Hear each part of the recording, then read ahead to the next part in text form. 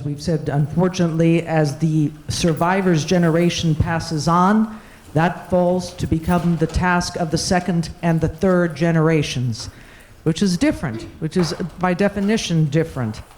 But we have an extraordinary opportunity today, and that is to listen to 3 generations of survival of the same family.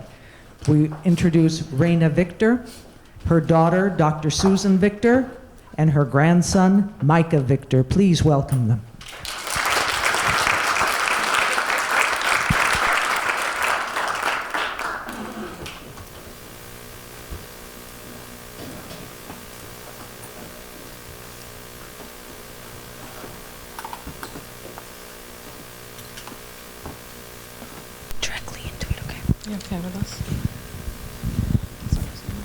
Good afternoon. My name is Reina Victor, and I'm honored to be here to tell you my story.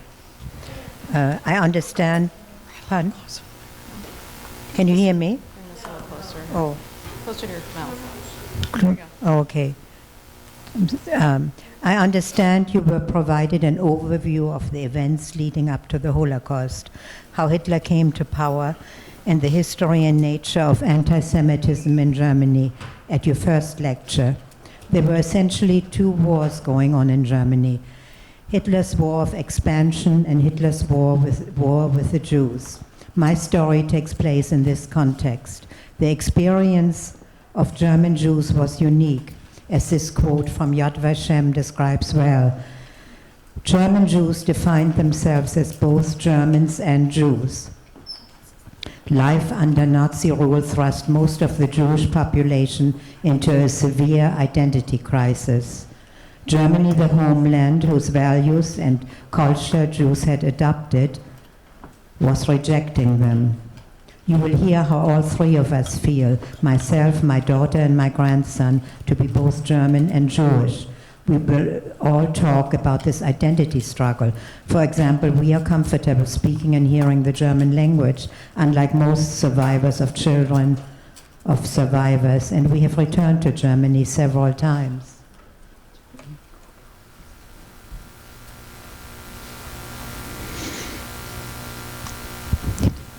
Here are some reminders of important dates. In 1933, Hitler became Chancellor of Germany, initially appointed by Hindenburg. Then Hindenburg's death and the burning of the Reichstag building led to the large Nazi win in 1934. Along with efforts to sabotage other candidates, Hitler makes himself both Chancellor and President.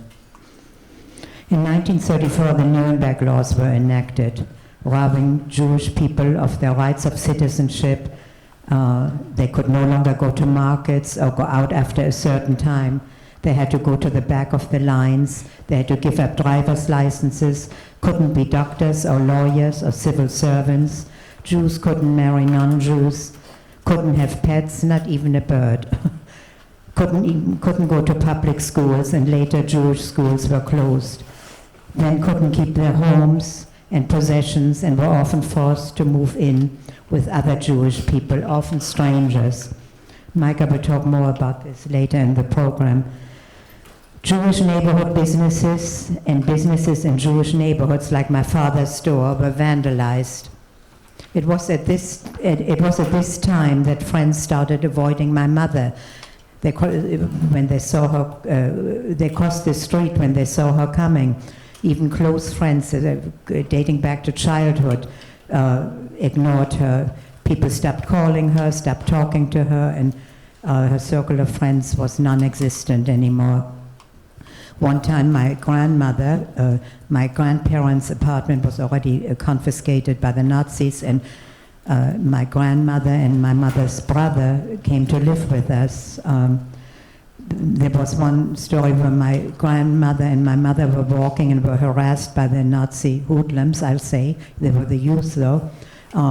And they accosted them and said terrible names. And my little 4'11" grandmother, who was absolutely a perfect lady, addressed them in a language that they knew, using the same language. And my mother could not believe her mother even knew such words. And my mother said, man muss mit denen reden in der Sprache, die sie verstehen. In other words, one has to speak to them in a language that they understand. March of 1938, Hitler annexed Austria. November of 1938, Kristallnacht, a night when people smashed windows of stores in Jewish neighborhoods and destroyed synagogues. Thousands of people were taken away. It marked the beginning of the end for German Jews. In September of 1939, Hitler invaded Poland and the war officially began. I was born 2 months later in November of 1939. I was born in Hamburg, which is a large port city in northern Germany, a significant site of massive bombing by the Allied forces, which I will talk about later. My mother was Jewish, my father was not. They married in June of 1935, just before the Nuremberg Law was enacted, which would prohibit their marriage. I had 2 older sisters, Marion and Helga. I nearly died as an infant, and a Nazi doctor came to look at me and told my parents just to let me go to sleep. Of course, my father threw him out and got a doctor that didn't say Heil Hitler, who saved my life with penalty, actually. My father owned a grocery store in a Jewish neighborhood in Hamburg called Grindelviertel. The store was vandalized multiple times. The Nazis and the Hitler Youth painted graffiti like "Don't shop in Jewish stores" and much worse things. The tires on his delivery truck were slashed. He was called to the Gestapo after he physically stopped the youth and was given 14 days to close his store. My father was then drafted into the German Air Force. We were at that time very worried about my grandmother and my mother's brother, who were always at a risk of deportation every day. My mother's father died in 1929. My uncle could no longer attend public school, where he had been forced to sing "Wenn Judenblut vom Messer springt," which translated means "when Jewish blood springs from the knife." That was just completely unbearable. He then went to the Talmud Torah Schule, but then that became close to him too. It was closed by the Nazis. The principal and all the teachers tragically later were killed. At the start of the war, my father was able to protect my grandmother and my uncle. I think we moved several times, possibly to hide them, because I have records of us living at different addresses. Unfortunately, they were taken in a large deportation to Minsk in mid-November of 1941. We believe they were killed in a gas van. My uncle was only 20 years old. Tragically, to add to this tragedy, he had a girlfriend whose family was able to and had the means to go to the USA, and they had wanted to take him with them, but he wouldn't leave his mother and sister. As I said, my father had to join the German Air Force. During this time, as he was stationed in Belgium, he helped in the underground by getting names and addresses of Jewish people whom the Nazis were going to pick up and smuggling them out. He actually had to fly Nazis. There's also a story about getting the Nazis drunk. My father was good at on the black market. And he had a friend who was also involved, an artist friend who was assigned to paint and make statues of the Nazi generals. His name was Hermann Koller, and he and my father together got information out from the Nazis. He was then able to get more secret information so that he could protect some Jews. He was arrested more than once and imprisoned in St. Giles prison in Belgium. He was beaten up terribly and suffered from it for the rest of his life. One time he had an address book with Jewish names that he had dropped behind a radiator, and luckily the cleaning woman found it and returned it to him. He had 2 brothers who were also involved with the underground, but they were killed by the Nazis. During this time, my mother was called to the Gestapo, and several times. She was called to the headquarters and told in no uncertain terms that she was ordered to divorce my father. And my mother bravely said, I must hear that from his own lips, and refused to do that. And then whoever the officer was in charge said, then you have to scrub the Rathaus, the headquarters. And my mother pulled out her right hand where she had only 2 fingers. And I think she so startled the officer that he let her go, miraculously enough. I don't know, but my mother started to develop a lot of courage. In July 1943, Hamburg was bombed in Operation Gomorrah. To survive the bombing, we had to go into a bomb shelter in the basement of the building. Every apartment house had an area leader called a Gauleiter, appointed by the Nazis. And of course, he never would let my mother into the shelter because there were numerous air raids all the time, really.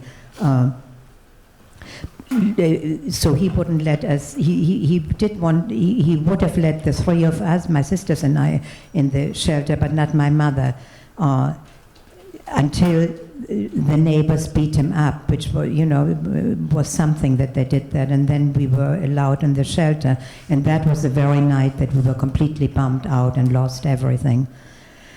During that bombing, Hamburg lost 42,000 residents. They were killed in the firestorm. 250 homes were destroyed. 250,000 homes were destroyed, and 1 million people fled, including us. My mother had conflicting feelings of fearing the bombs, but yet wanting the Allied forces to bomb. Even though the bombs were obviously frightening, my mother welcomed them, hoping that would bring an end to Hitler and the war. We were evacuated from the burning city in trucks to Hof, a small village in the state of Bavaria. We don't know for sure, but my mother either burned her identification papers in Yellow Star prior to this or during the bombing. She told us she dropped them in the fire of the burning apartment building. My mother had one handbag where she had a change of clothing and family photos and some jewelry of my grandmother's, and a woman offered to carry them because I think my mother had me on her arm, and then the woman disappeared, and that was the last of any belongings that we had, so we were left with just what we were wearing. Well, to this day, I'm quite frightened of loud voices and fireworks. I think it's left over from that many years ago. We ended up in Hof and lived in the attic of a Nazi woman who thought she was sheltering the family of a soldier. This must have been really scary for my mother, who had to lie whenever the woman wanted her to listen to Hitler on the radio. The woman would say, Sie müssen runterkommen, der Führer spricht. And my mother would pretend that she couldn't leave her children. She sent a telegram. Okay. Do you want to read that? Oh, is it on here? No. I don't think I can read it. Oh, there, okay, I can. Well, this is what she sent to my father. My dears, now we are, after much suffering and endless accidents, landed in Bavaria. I've already written you 3 times, but I've heard nothing back. I have also written Emil, that was my father, a telegram, and 6 letters, but received no answer. He should come immediately. We've lost everything. Please let me know if my dear child is all right. Here's our address. The child she's referring to is my middle sister, Helga, who was not with us when we were bombed out. She was with the people who would later on hide us. And there's a telegram. Does everybody know what a telegram is? Sometimes the children don't. It's not an email. Okay. Anyway, so do you want... Okay, why don't you say? Oh, go ahead. Just want to point out that how amazing it is that we actually are in possession of the original telegram that's directed from our grandfather that says that about the support hopes. Susan, we can't hear you. Oh, I'm sorry. Oh, here. So I just wanted to say how amazing it is because there was nothing left, right? And we actually have this original telegram. We're not really entirely sure how we got possession of it. But it says, erwarte dich sofort, Hofsaale. So my grandmother sent this telegram to my grandfather where he was stationed, and it basically says, we need you, immediately.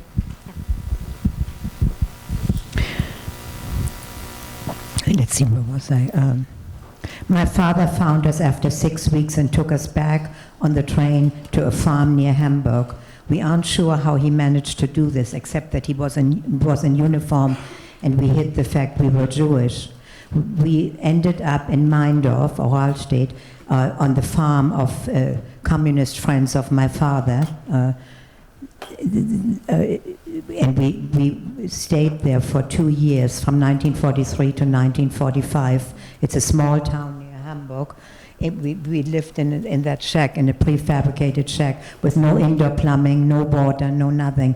There was a well outside. My mother used to go at night to get water. We slept on beds made of hay and did the best we could, and got food, I think, either from the woman, from Mary Pimber, who was the woman who had the farm. And the only thing I can think of, that my father would send us things he would get on the black market, because we had no ration cards and we couldn't go out and buy anything, so there was no food to be had.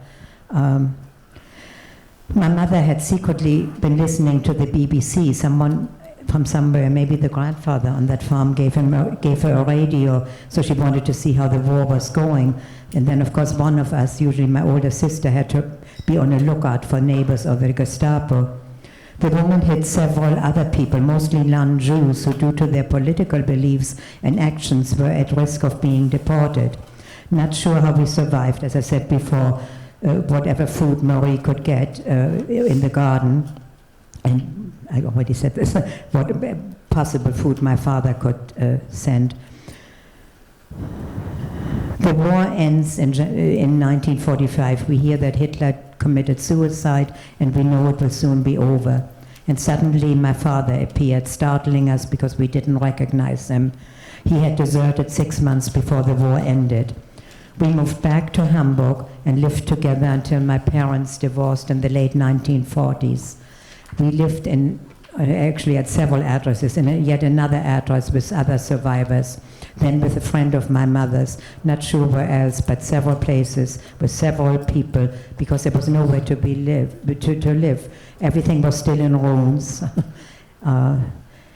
Every day my mother listened to the radio where the names of survivors of the concentration camps would be read. She would desperately listen for any family member, but heard only one cousin's name. Later, my mother will realize only she and this one cousin survived. She lost about 50 members of her family, everyone really. Some months later, in 1946, we were very poor and had nothing after the war. Also, the anti-Semitism did not disappear after the war ended. My sister faced it in school, from teachers. Even people looked at us and wondered and even asked why and how we survived. My mother could not bear to stay in Germany, looking at every person who she would think might have killed her family. Because our parents had no money and had to get their lives together, we three sisters were moved into a home provided by the Warburg family. Felix Warburg was a philanthropist and actually fought in the American war, but they donated their house in this beautiful part called Blankenese for Jewish orphans and children like us who had suffered during those awful years. This gave me and my sisters shelter and food and community and a safe place to be Jewish. I was reminded of this recently when I saw in my local paper that Felix Warburg recently had died, and I wrote a letter to the IJ about the home. There's my sister Helga and me at a Hanukkah celebration in Blankenese in the home.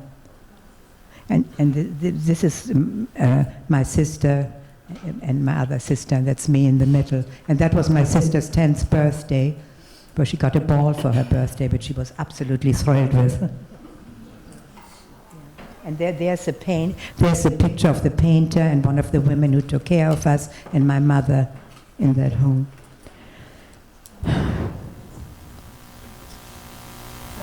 Yeah, that's my cousin's wife, my aunt. While my sisters and I were in the home, my mother was now on her own and works on emigration to America.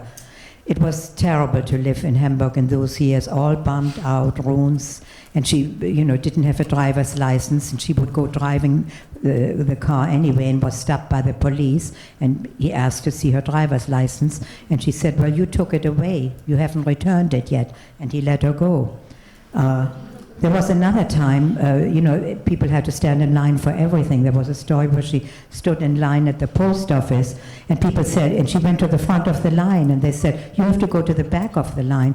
And she said, from 1939 to 1945, you did not want to wait in the same room with me. Now I don't want to wait in the same room with you. Nobody said a word.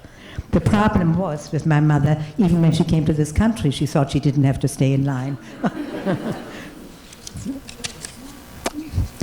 Let's see. So my mother had an uncle, my grandfather's brother, Saul Singer, who had settled in Highland Park in Illinois. He was very willing to give an affidavit of support. As we know, America was isolationist at that time. It was just as difficult to emigrate as it is for people today.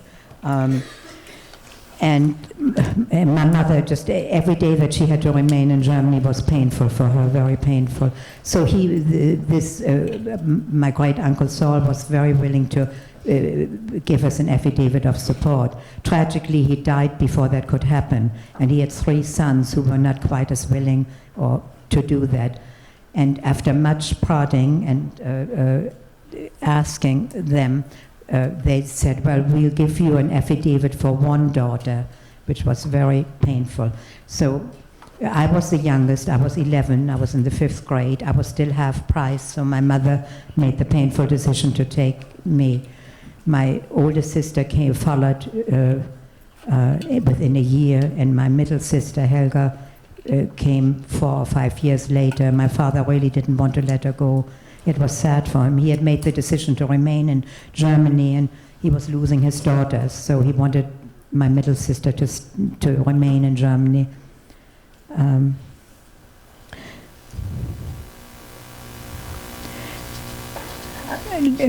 sorry.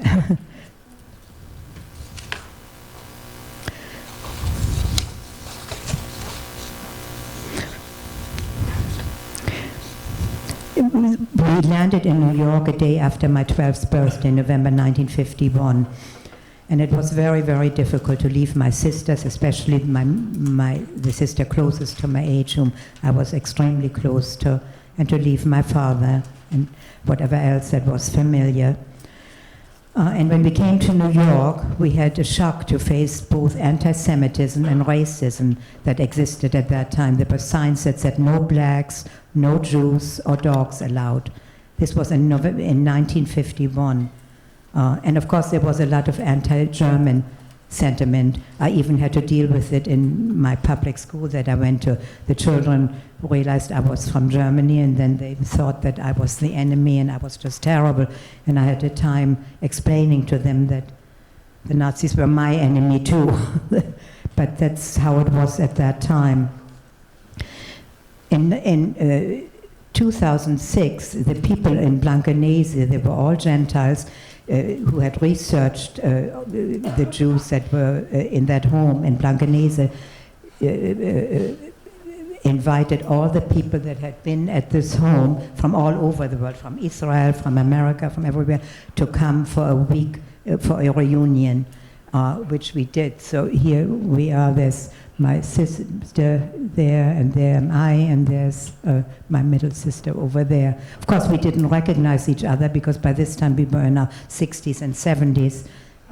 But it was quite a week. It was a huge event. It was covered on television and in the newspaper and the radio. They erected a plaque there. And we were treated very well. We were taken to the opera and all kinds of other things. And part of that was that I talked to German high schoolers, and I had to talk to them in German. And of course, having left Germany at the age of 11, my German was a child's German. But there's a picture of me in the paper. But but they had never seen a Jew before, so it was really something, but it was important. So we had this wonderful reunion. One thing about Germany, there are still problems, but Germany has done a lot to, and has taken responsibility. They can never ever, the country can never ever live down this shame or guilt, what they perpetrated against the people. But they have done quite a lot, and among them is the stumbling stones, the Stolpersteine, which Susan will talk to about. Shall I just, I'll conclude, Susan. Yeah. What? Let me say something about the Stolpersteine. Yeah, okay. I don't know how many of you are familiar with the stumbling stones, the Stolpersteine in German. These are the two that my mother and her sisters put in for grandma. So there's an artist named Gunter Demning who started these. He's 72 now, but he started these many, many years ago, and currently there are 75,000 in 1,200 locations in 26 countries for not only Jewish victims, but Gypsy, other political victims of the Nazis. Recently heard an interview with him actually on January 31st on Inside Europe Radio, and when he was asked why he did this, he said, "I feel like it's important to recover the victims' humanity and identity by placing the stones on their last known residence." He also said how important it is for young people to be faced with the history, as my mother just mentioned, very publicly and outside of the school setting. Because he commented on the fact, too, that when he was an adolescent in school, he didn't feel like he got the answer to the question, why in a land of Dichter und Denker, of poets and thinkers, this happened. I don't know, I'm sure many of you are familiar with Brian Stevenson's work and the Equal Justice Initiative, but he mentions, too, the public memorializing through these Stolpersteine as sort of an inspiration for what he's done in Alabama.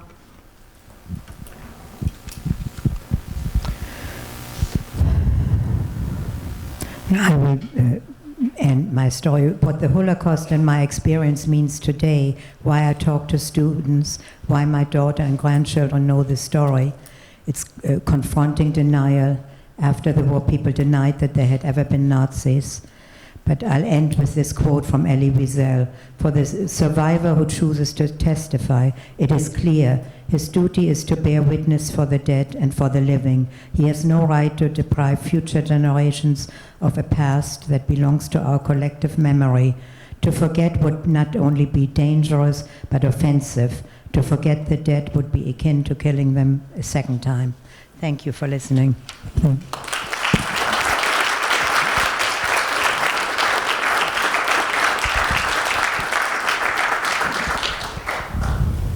This is a picture that we were able to get from, I'm not sure, I think a cousin in Illinois. This was taken in 1922 of her mother's family at a wedding. Interestingly, two cousins marrying two cousins. We're not sure they were twins, but this is sort of a picture of most of her family members, and the little girl in the front there of the bride with the bow in her hair is my grandmother, and the boy in front of her is her cousin. So after the Holocaust, those were the only two alive in this picture. And of course, you need to multiply this by millions of families, right? Let's go.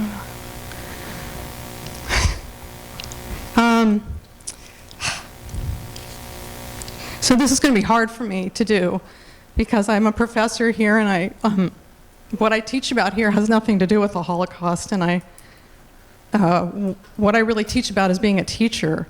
So it's always been difficult for me to talk about personal things except brag about my children, which I do far too often, because I worry that it diminishes my teacher presence, my composure, but I'm going to take a leap of faith and decide this is okay, and there are 2 or 3 people in this audience who are my students. So my story as the daughter of Holocaust survivors begins with 2 conversations, one with my grandmother, my mother's mother, in the kitchen, where you'd pretty much always find her, the other with my father, who was also a survivor. The first conversation takes place when I'm 12 years old and I'm watching my grandmother cook dinner. Warum denkst du, kommen sie so spät? Why do you think they are coming so late? Referring to my parents, whom we were waiting to come home from work. She asked me this, speaking German to me for the first time. This was the start of my lessons and not just of German. Prior to that, I had heard she and my mother speak German, never my father. This conversation marked the beginning for me of learning their story. 4 years later, I took my first trip to Hamburg with that grandmother at the age of 16. My grandmother, my mother's mother, never wanted to return to Germany, as I'm sure you can imagine. She was close friends with, it's complicated, she was close friends with my father's mother, who was German. My father's father was Jewish, his mother was not. My father's mother stayed in Hamburg, but at that point, when I was 16 in 76, she had to be moved into an assisted living home, and my father asked my mother's mother if we would help move her. I don't think my mother's mother could say no, but what I remember as a 16-year-old and all the intense feelings you have at 16 about everything, right? It was just very confusing to be there, and the feelings of confusion and fear were intensified by the looks on my grandmother's face. She looked angry, she looked fearful, she looked panicked, exactly what my mother said a moment ago, always looking at people, and now I know that she was imagining that person killed her mother. That trip was followed by 5 trips alone for me to visit my father's mother. He never went back to Germany, my father. As I said, his mother was not Jewish and was able to stay in Hamburg. She was actually the daughter of Adolf Schoenfelder, if that name's familiar, who became the mayor of Hamburg and president of the state senate. In other words, she was very rooted in Hamburg. I wondered why I was taking these 5 trips alone and why my father never could go visit his mother, but I never asked, because you don't ask. His father, my father's father, who was actually a somewhat well-known communist Jewish writer, fled Germany for Switzerland and then New York in 1935, abandoning his 2 sons, who were then 10 and 12. I studied German for 9 years in high school and college. I developed a relationship with Hamburg as mein zweites Heimat, my second home, over those 5 years, those 5 trips, excuse me. None of my relatives, my non-Jewish German relatives in Hamburg, ever spoke to me about me or my family being Jewish or about the Holocaust.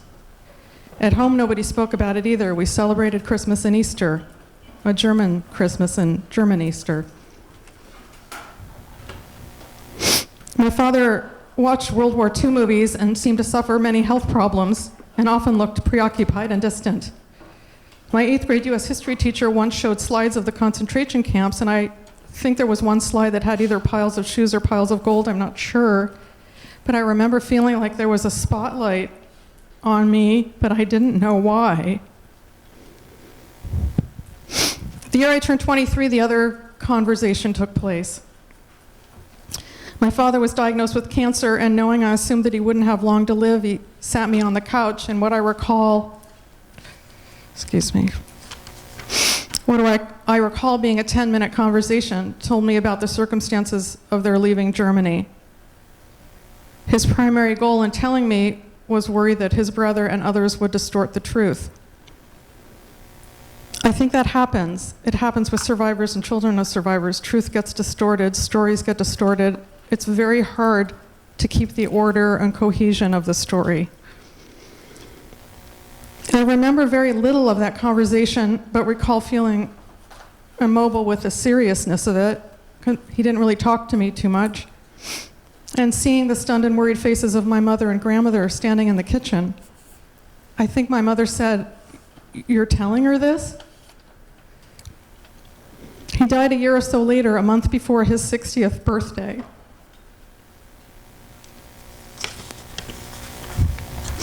Sorry. The threads that followed my life after those 2 conversations tells you what it means to be a daughter of German Jewish Holocaust survivors. My mother and her mother's story became an integrated, increasingly cohesive part of my personal and professional identity. It coalesced into a purpose I can hold on to as an educator. I became a German teacher in the 1980s. I faced a neo-Nazi student my first year. He drew swastikas on his work. When I asked him why he was taking German, he answered, to learn the language of the master race. When I left that school, the principal wrote me a letter of recommendation. It was positive, but in the letter, he commented on the situation I had to face with that student and wrote, and Susan is of Jewish descent. And I remember feeling really troubled by the fact that he didn't just write in the letter that I was Jewish. Why Jewish descent? As though he was keeping my Jewishness at a distance too. I convinced my grandmother, my mother's mother, to speak to my German classes about what happened to her, and later the classes of my education students when I became a professor at San Francisco State. It was very, very hard for her, and incredibly brave. One time I brought her to an 8th grade class in a middle school in San Francisco, and she started to tell her story and then stopped. And she never cried and looked like she was going to cry. I took her out in the hall, and I said, what's wrong, man? What's wrong? You can do this. And she said, why should they hear this? Why should they know this? I joined second-generation groups and experienced marginalization for identifying as a German. I remember a son of Polish Jewish survivors saying to me, well, your family probably didn't think it was going to happen to them. I read Helen Epstein's book, Children of the Holocaust, and was only able to read a few pages at a time because my heart raced and I would feel faint because I read stories of my life mirrored in the lives of other daughters and sons of survivors. I married the son of a German Jewish refugee, and I had a Jewish wedding, and I raised 2 glorious Jewish children. And my husband and I have always been very careful to tell this Holocaust story consciously and deliberately, hoping to avoid 3rd-generation trauma. The conversation with my father has to this day left me with a lot of dark words. He made reference to digging graves during the war. He had nightmares. He became very upset when we wasted food. He had a lot of fear of die Behörde, we call in German, or officials, whether they were people in uniforms or official-looking male. He was frightened of leaving this country, which he never did. Hamburg, which I have returned to 5 more times since the age of 23, including twice with my son. While still a Heimat, a homeland, leads to a week of sleepless nights as I approach the trip. The first 24 hours there, I'm sometimes paralyzed with fear that I won't be able to get out. The thread or story from the conversation on the couch is fragmented and dark and unclear, and it's still hard to talk about. It's integrated into my identity, not in neat, cohesive ways, but in messy and uncomfortable ways, because of course it's the story that has left me with 2nd-generation trauma. What we've been able to find out, my mother, son, and I, and these are documents that were in his possession. So my father was arrested at the age of 17 by the Nazis, following his older brother's arrest for anti-Nazi actions. He was in solitary confinement for 6 weeks in Fuhlsbüttel prison in Hamburg. And once they realized he was half Jewish, they transferred him to Ohlsdorf Neuengamme concentration camp, where he was for more than a year. This is his identification card, and it shows, after the war, in order to get a job, rent something, probably own property, all kinds of things, you actually had to prove you were persecuted. So imagine, after being persecuted and suffering, he had to prove he was persecuted. So this identification proves it says here that he was in a concentration camp, Ohlsdorf, and it has the dates over here, yeah.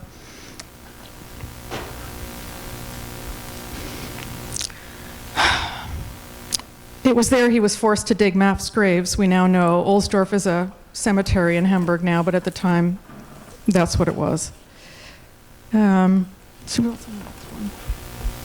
This is another, like a documentation he had to have that, again, proving that he had been persecuted. You can see it says of half Jewish origin and.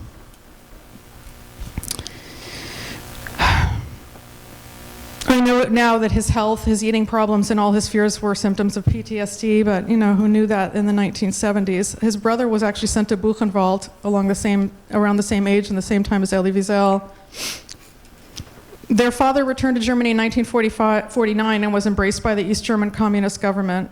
His efforts to rebuild a relationship with my father were understandably rejected. My grandfather died when I was 12.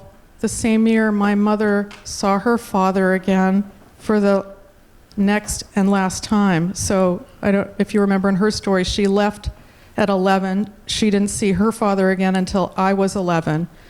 And that year that I was turning 12, both grandfathers died.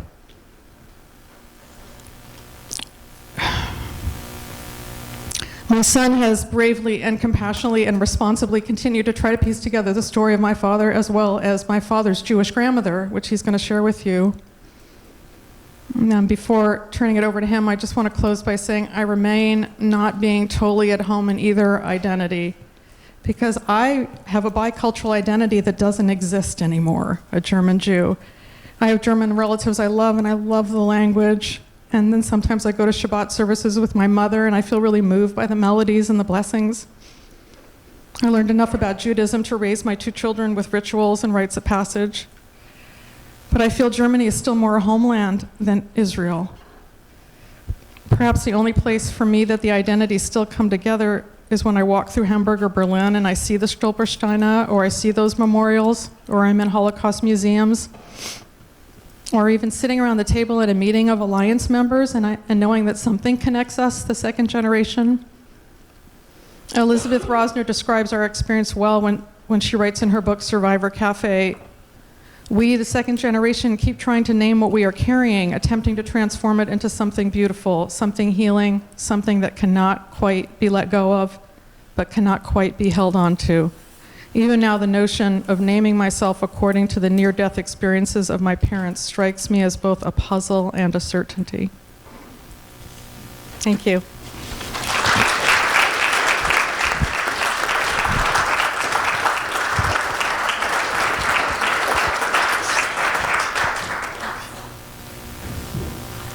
Oh, this is just a picture.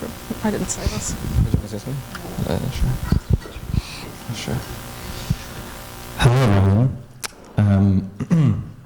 My name is, as was said, my name is Micah Victor Lesch, and I am the extremely proud descendant of the 2 brilliant, brave, and, as you can tell, extremely eloquent women to my right and my left.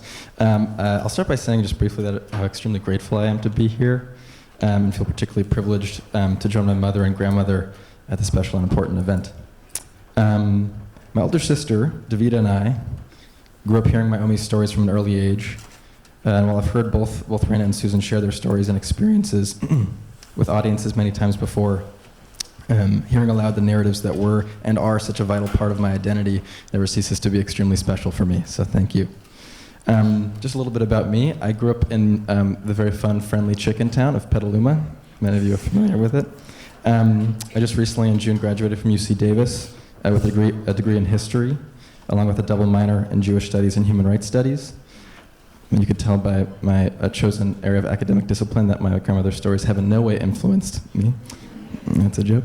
I'm currently the engagement associate at Berkeley Hillel, which is the Jewish Student Center on the UC Berkeley campus. If you'll allow me a very quick tangent, there are some wonderful students in the room here from Sonoma State Hillel. If you want to put your hands up, there's Sam and Sarah. If you are a Jewish student or a non-Jewish student, a quick plug for them. I could not encourage you more to attend one of their Shabbat events. They're fabulous and very capable. There you are. So I'd like to take just some of the time we have left to share with you all a bit about my, what you might call, third-generation experience. That is the ways in which growing up, hearing my grandmother's stories, as well as my mother's reflections on those stories have shaped my identity in myriad ways. First and foremost, I'll say I didn't grow up. Now there's a bit more of a robust community, a Jewish community in Petaluma. When I was growing up there, I didn't really have a whole lot of immediate access to Jewish community, so the ways in which I foster that sense of identity, of how I identify myself Jewishly now, is fostering a sincere sense of pride in my heritage. Growing up, like I said, my sister and I, from an early age, heard the stories from my grandmother. and having descended from those who were really resilient in the face of, as you can tell, insurmountable atrocities, fostered that pride. Also, I feel as though now I have a constant sense of gratitude that some of those same people, my grandmother, are alive today to share the experiences with folks like you all. I think the second most significant way in which growing up hearing those stories has influenced me is to carry on this sort of universal obligation, which, if there are other descendants in the room, they can recognize this too, which is to dive deeper, uncover, and share the stories of one's family that are yet untold. So I'd like to take the next 10 minutes or so just to share my experiences conducting that exact research. My mom, over here, started to hint at that, but I'll expand on it just a bit. So as I said, I just recently graduated from UC Davis, where I spent my senior year conducting a year-long honors thesis project under the guidance of my advisor, David Beal, who some of you might know that name.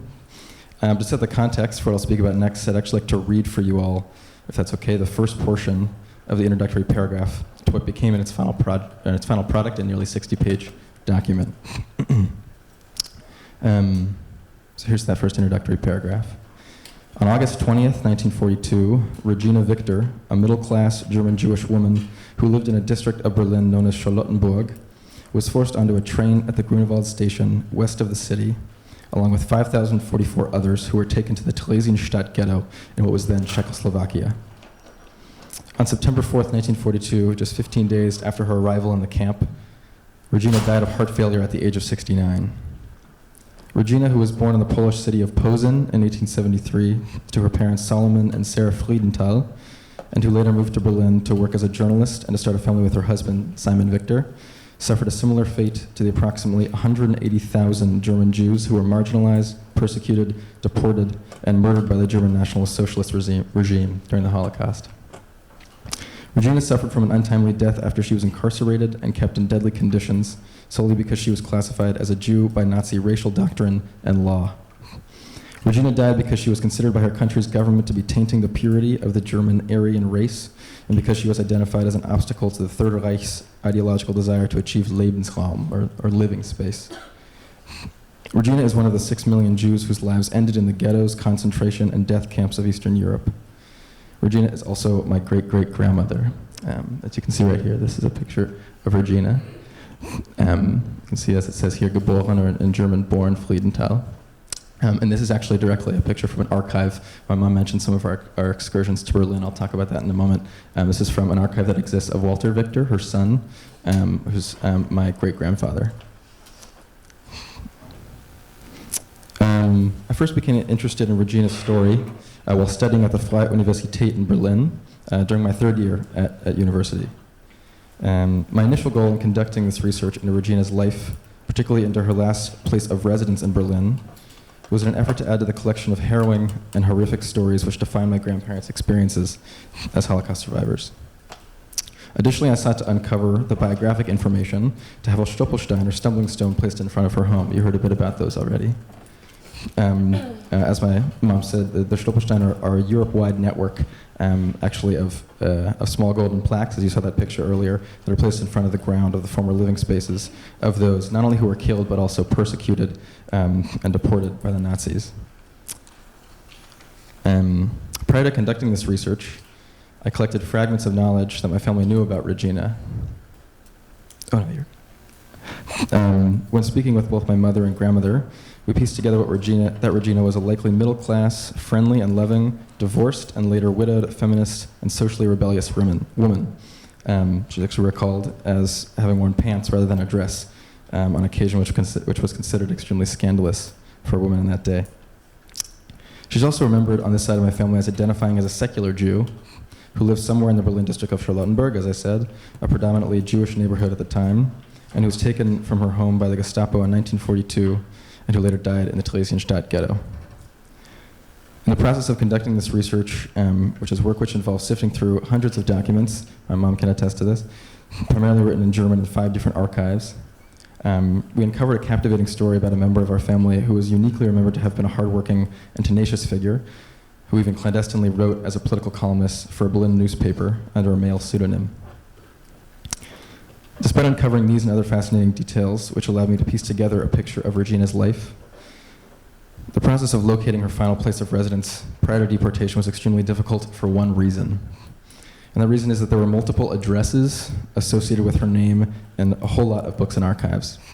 Multiple addresses associated with her name, it makes it awfully difficult to create a memorial which only includes those details.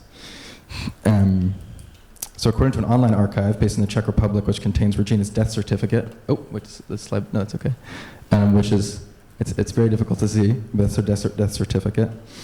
From Theresienstadt, her last known address is indicated as Hallensee, Eisenzahnstraße 6, which you can potentially make out. It's in pencil, it's very light, about the 6th line down, which is in the district of Wilmersdorf-Charlottenburg. A document found in an archive featuring various works and correspondences belonging to her son, my great-grandfather Walter Victor, an accomplished author who once lived in East Berlin, indicated that Regina lived briefly at home located at a different address, which was known as Siebelstraße 67, just 10 minutes away from the address at Eisenzahnstraße. Further, the Gedenkbuch, or the memorial book, which lists the addresses of all Jewish residents living in Charlottenburg, as recorded in the 1930 census, reveals that Regina lived in an apartment at Siebelstraße 19. So those are 3 different addresses. Here you'll actually see, this is a picture on our last trip to Berlin. This is the rebuilt version of Siebelstraße 19. Obviously, most of Berlin was destroyed in Allied bombings in 1945, so the original house that Regina was kept in is no longer there, but this is just a rough picture of where it was located. After much research, I concluded for an unknown number of months prior to her deportation to Czechoslovakia that Regina was imprisoned at the living space in Eisenzahnstraße in what in Nazi terminology was called a Judenhaus, which in German, which in English is Jewish house. So this address that you see here, this picture of this apartment building, was a Jewish house in which Regina was kept imprisoned, outside which a Nazi guard stood, and she was imprisoned there along with 15 other people, all of whom were younger than she. As you may remember, I mentioned she was 69. Every single person in that house, after 3 months of being there, was deported to Auschwitz. She was the only person deported to Theresienstadt in Czechoslovakia. There are a couple of reasons for that. Mostly is because people who are a little more elderly were often deported to Theresienstadt. So I mentioned a Jewish house, a Judenhaus, a phenomenon in the history of the Nazi persecution of the Jews, which has been referred to with multiple labels, including Sammelunterkunft, which is collection accommodation, or Sammellager, collection camp, was a temporary method of marginalizing, segregating, and ghettoizing Jews in Germany between 1939 and 1945. Upon my first encounter with the term, I came to find that after the Nazis took power in 1933, in addition to enacting over 400 decrees and regulations which gradually but systematically limited the rights and freedoms of Jews in Germany, Naomi started to discuss a few of those. The Third Reich also instituted a lengthy series of measures which restricted and ultimately prevented Jews from accessing housing and tenancy rights. These laws and declarations, which combined to form Nazi housing policy, resulted in the creation of Jewish houses across Germany, which were designed to imprison German Jews like Regina, and retrofitted living spaces owned predominantly by Jews. These living spaces had since been abandoned by their German or Aryan tenants after the Reich instituted laws to achieve the Entjudung, or the de-Jewification of the housing market. So it seemed apparent upon further investigation of Regina's story that she was taken from her home at Siebelstraße 19 and confined in a Jewish house on Eisenzahnstraße in order to ensure that she, like thousands of other Jews in Berlin and across many German cities, all of them actually, were sufficiently sequestered, concentrated, persecuted, and ostracized just prior to their deportation to the East. So as we mentioned, after returning to Berlin, this time with my mother, who she didn't mention, insisted on coming after I received my research grant. No, this guy I wanted you there, it's good. Yeah. She was very helpful. I spent about 10 days researching Jewish houses, which, as my mother mentioned, is a seemingly underwritten phenomenon in Holocaust studies. For those of you who are in this class, you can already tell that there's a huge canon of literature on this subject, on the Holocaust, whether that's movies or books or other kinds of literature. There's only 13 books in existence which discuss or articulate anything about the Jewish houses, and only 2 of those books are in English, which I think for me, as someone who was also in a couple classes on the Holocaust, on World War II, on these topics, it was astonishing to find that out.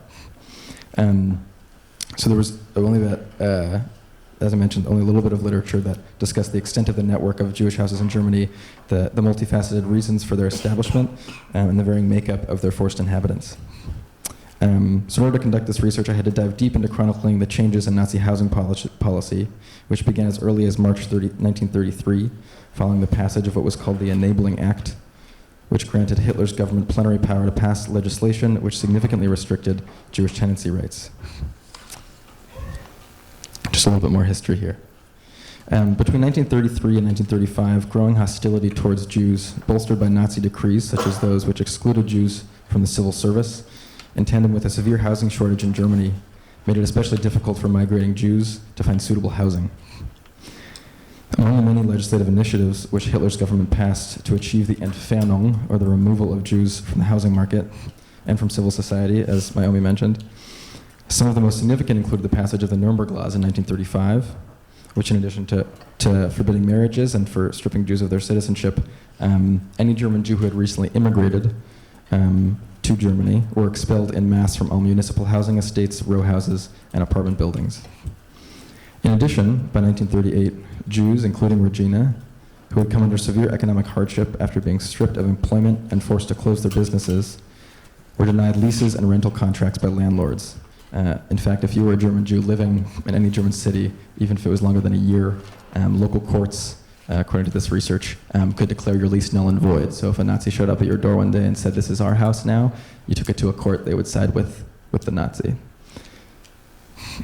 While I don't have time here to delve much deeper into the research process, or into the many fascinating discoveries my mother and I made while on our last research trip in Berlin, we did find extensive evidence that the Judenhäuser imprisoned hundreds of thousands of German Jews as a preparatory and transitory measure before their forced deportation to the death camps.